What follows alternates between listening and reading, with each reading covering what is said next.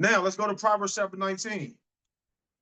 Proverbs chapter 19 and verse number 17. I'm gonna quote it off the top of my head. It said, "He that has pity upon the poor, he lends unto Yah, and that which he has given will he repay him again." So guess what? The poor can't pay you back, but the Most High can. So the scripture said, when you lend unto the poor, when you give unto the poor, you're actually giving unto the Most High. All right. And that which you have given, he will repay you back again. So, yes, you have heard these scriptures over and over again. But listen, I'm trying to tell you, I'm trying to paint this picture in your brain with this invisible paintbrush that I'm stroking right now. Do not be afraid to give of the substance that you have. Give and it shall be given unto you. Listen, I'm trying to tell you, I'm giving you by the testimony today. All right. If you having a hard time believing what I'm telling you today, borrow my belief until yours kick in. I'm trying to tell you, I was being stingy. I was withholding, which was more than was me. And it was leading to some real tough times. But when I started to say, listen, I'm going to put aside something for the work of the Most High Yah first. No matter what, before I pay my bills, before I do wisdom and wealth stuff, before I go out and buy books and reinvest in my businesses and all that, I'm putting something to the side for the strangers, the widows, the poor, and the fatherless, and those that need help. They come first before everything else. Even my family, I'm putting aside 10% before I even put aside money for my bills, because the work of the Most High goes first. But let's continue. I know the family is part of the work of the Most High too, so I don't want to sound like they connect together at some point. But let's continue. Let's go to Proverbs chapter 21. Proverbs chapter 21. All right, we got to bring this home. Bring this home. All right, this is very important, because a lot of us we stop going, to certain buildings. We say, oh well, we okay. I don't want to give no more. I'm good.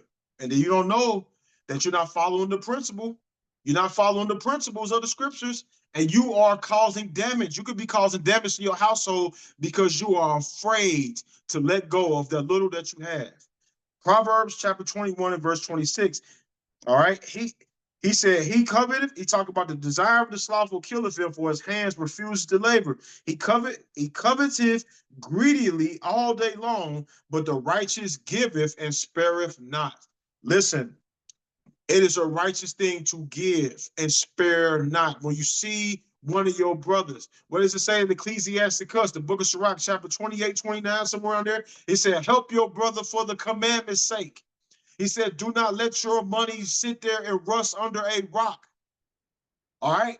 Some of us, we have our money sitting there doing nothing. And there is poor people among us. There are poor people that need help. And we are turning the other eye. And the Most High is sitting there watching us. So yes, I'm not telling you you have to give 10%, but put aside something. So next thing you know, when the poor person asks you for $5, listen, I taught my family, we don't give away money to the poor people. But guess what? We're asked them, all right, what do you need? You need $5? Okay, what do you need it for? We asked them, what do you need the money for? They asked them, well, I need to get something to eat. Okay, I'll bring you back something to eat. If they say, well, I'm okay, I just need the money, I'm sorry, I can't help you. We buy food for the poor. And so, yes, some of you, I know some of you all are skeptical. You're like, man, they're going to take my money. They're going to use it for some base. They're going to be hitting their pipe and they're going to be somewhere getting high. All right, I'm not trying to fund nobody's drug habit. But but our job is to feed them. Because what did the Messiah say? When I was hungry, you didn't feed me. When I was naked, you didn't clothe me. Or the flip side around, when he said, when I was hungry, you did feed me. When I was naked, you clothed me. And then the disciples said, when did we do that? He said, when you did it to the poor, when you did it to the least of these. Keep that in mind. All right. 2 Corinthians chapter 9. 2 Corinthians chapter 9. I feel like I was in Proverbs, but I'm going back to 2 Corinthians chapter 9. All right. For the sake of time, I'm going to speed up here. But I want to go back to the scripture, though, because this is lining up with what I was going to. So 2 Corinthians chapter 9 and verse number 6, he said, but this I say, he which soweth sparingly shall reap also sparingly, and he which soweth bountifully shall reap also bountifully. Listen here, I'm about to share a nugget with you tonight. that can get your finances turned around. And the purpose of this wasn't even really talking about finance, because I've done a decent amount of those lessons, right? But the title of this message today is "Give Your Way to Increase." You're going to give your way to increase. So some of you all, if you want a financial turnaround starting tonight, I'm challenging you to start giving. Some of you all may say the money is tight right now. I don't have a whole lot of money to be giving nobody right now. All right, guess what? There's other things that you can give. All right, we can talk about that here in a second. But give. Do not be afraid to give up that little. If you are in a place of abundance right now, don't be giving just a little bit. If you are in a place of abundance, the scripture says give bountifully. Give bountifully. When it talks about that in Ecclesiasticus, where it talks about when you come into the time of prosperity, remember the times of poor. Some of us, we need to remember when we was on food stamps. Remember when we was trying to give somebody $50 so that they can give us $100 worth of food stamps. We have to remember those times. Well, just like myself, I tell my story. I was 20-some years old on food stamps. And I would go into the place. I would look this way. I would look this way, see somebody that knew me in the store. I would swipe that card and I would hurry up and get out of there. Remember those times.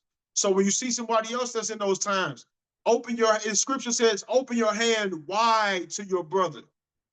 Open your hand wide to the poor that are among you. Don't be afraid.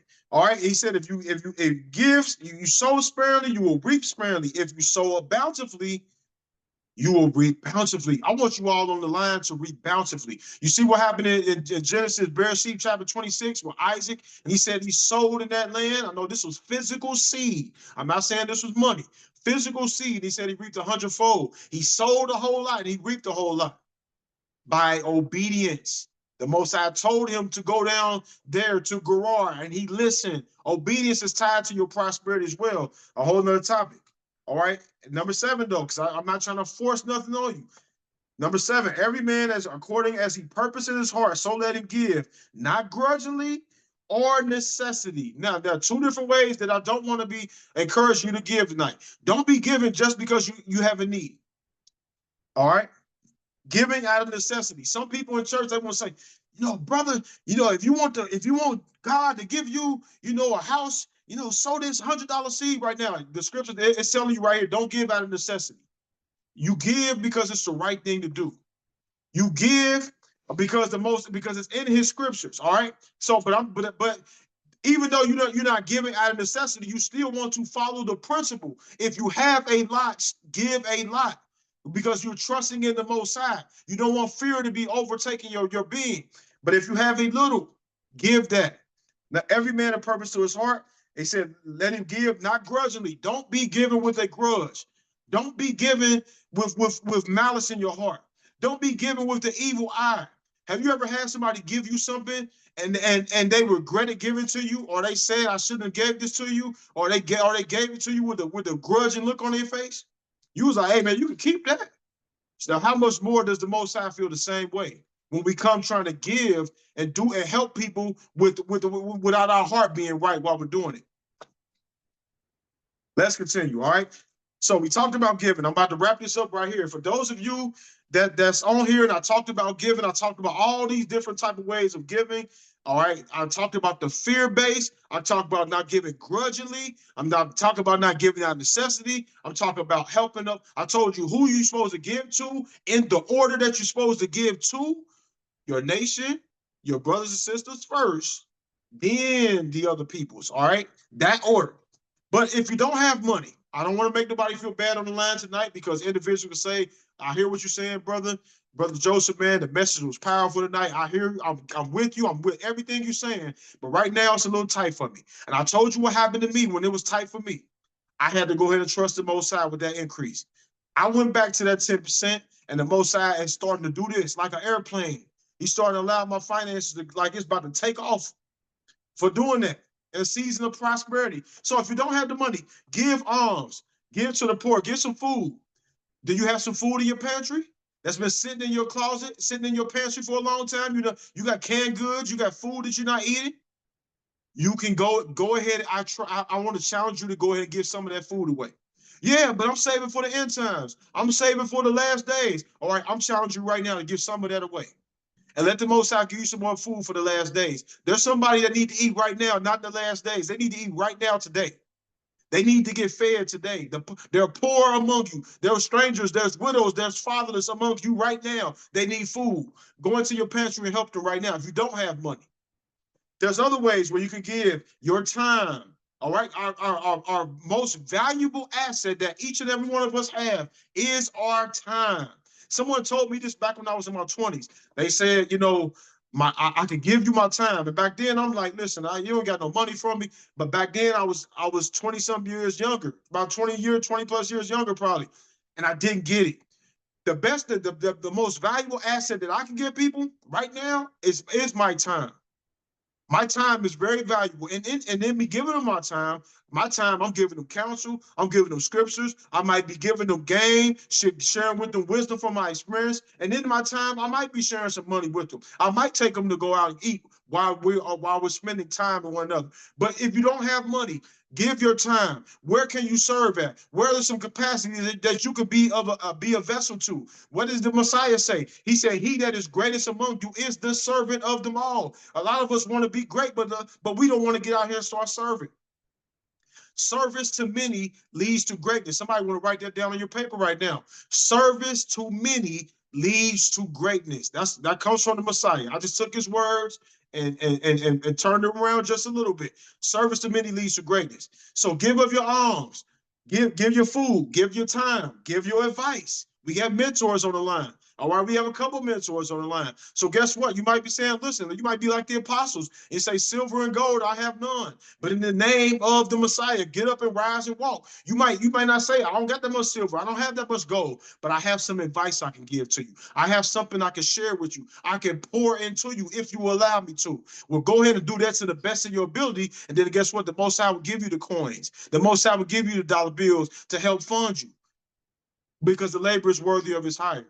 All right, you can serve for free, but eventually someone is going to appreciate what you're doing, and they're going to say, listen, man, I know you out here doing all this for free, but guess what, man, you should be getting paid for that. Matter of fact, I'm going to go ahead and give you some money towards what you're doing. And praise. Listen, some of you don't have money, but guess what? A sacrifice of praise. It's time to start praising the Most High. That don't cost you nothing. And guess what? He wants our first fruits. He wants the first fruits of our praise. He wants the first fruits of our lips. When we get up in the morning, the first one we're supposed to talk to is not your husband. It's not your wife. It is the Most High Yah. I don't care how beautiful that woman is laying next to you. I don't care how handsome that man is laying next to you. Guess what? The first one you should be talking to you is your Creator. First fruits of your lips is to the Almighty. Yada, praise to the Most High. So I want to challenge you today. Give your way to increase. You don't have money, give your praise, give your adoration until the Most High gives you the increase. If you are struggling in different areas, all right, if you have a little, don't be afraid to give it that little, because you serve the Most High of abundance. You serve, I'm going to throw the Hebrew word in there. You serve the Elohim of abundance. There is nothing. The scripture says that the earth is his footstool. Go to the book of Daniel. It said that thousands and thousands and tens of thousands, they minister unto him. How big do you have to be to have tens of thousands of people serving you simultaneously? Have you thought about that?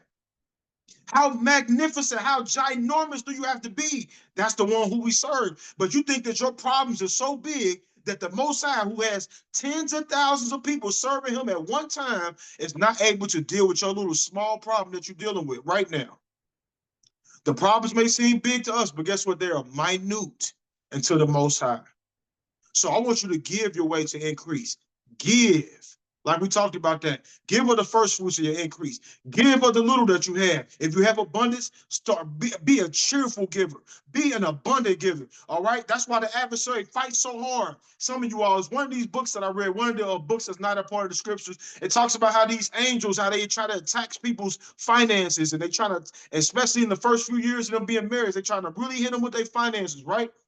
Because they know if some of you all get some money in your hands, you're going to do the right things by it. The millions that come into my hands, they on their way. The millions, yes, they on their way. The tens of thousands that they've already came. We've already done those numbers in sales, but I'm talking about continual. They're on their way. And so when I do that, I already have, guess what? Because I've been trained to put aside 10% for good works, to feed the poor, the widows, the strangers, the fatherless, those that are in need. Guess what? When the Most High give me that a million, guess what? 100,000 is going towards good works. The Most High give me 10 million, 1 million is going towards good works. The system is already in place. But some of you will say, well, guess what? I'll give 10%. But no, you probably won't, because you're not trained to do it right now. And this 10% is not going to pass the pork chop. I'm asking you to put it into a checking account yourself, and you manage it. All right. You manage the money for good works. And guess what? If you have hard times and you follow hard times, and if you end up being poor, guess what? I believe the Most High will be okay if you help yourself in the time of need. The goal is for you not to touch it, though. The goal is for you not to dive into that portion. It's supposed to be for other people. But if you come into a situation where you're about to get your lights turned off, you come into a situation where you're about to get your water turned off, reach into that stash that you have, all right, and take care of that, because at that moment you are poor and you need some help, all right? So prayerfully, I was able to say something on the live tonight that was able to bring some enlightenment to this concept of giving. We want you to give your way to increase. Remember, giving starts the receiving process. If you don't have nothing to give, I told you some different things that you can't give, and things are going to start opening for you. And we come back on this live a few weeks ago, or a few weeks from now, some of you are going to be like, hey, brother, man, hey, man, I tried what you talked about in that message. Hey, listen, man, I got some unexpected money, bro. Hey, something just happened. I got promoted because the Most High was testing you all that time. He was going to see if you was willing to give from that tightness that you're in. Some of you like, hey, man, it's so tight. I don't know how I'm going to get through. Trust in the Most High anyway.